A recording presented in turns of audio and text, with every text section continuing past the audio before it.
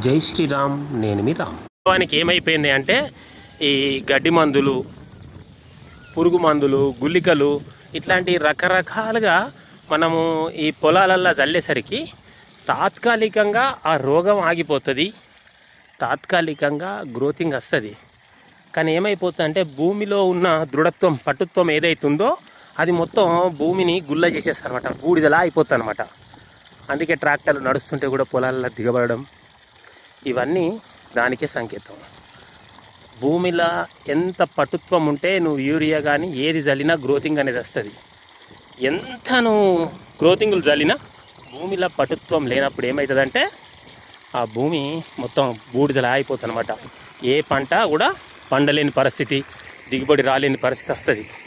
దీనికి ప్రధాన కారణం ఏంటంటే రైతులకు పశువులు లేకపోవడమే ప్రధాన కారణం. దమ్మొస్తుంది కదా, ఇప్పటిదాకా బురదలో ట్రాక్టర్ దున్నిన అదంతా లెవెల్ చేసిన నారుమడి కోసం. అయితే ఇక్కడైతే మనం పచ్చి రొట్టె అయితే వేసుకున్నాము.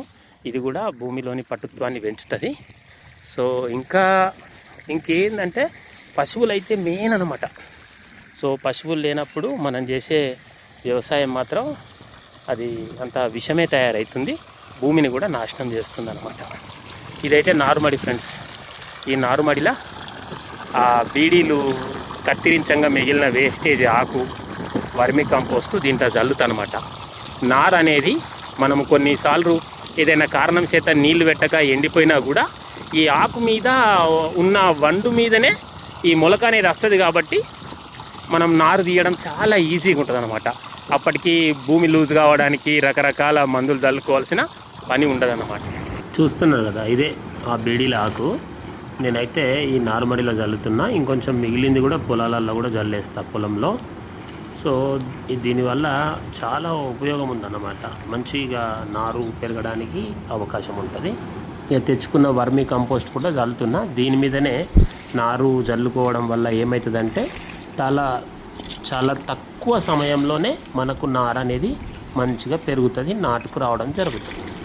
జర ఈ వీడియో నచ్చితే షేర్ చేయండి, లైక్ చేయండి, ముఖ్యంగా అయితే సబ్స్క్రైబ్ చేసుకొని నన్ను సపోర్ట్ చేయండి.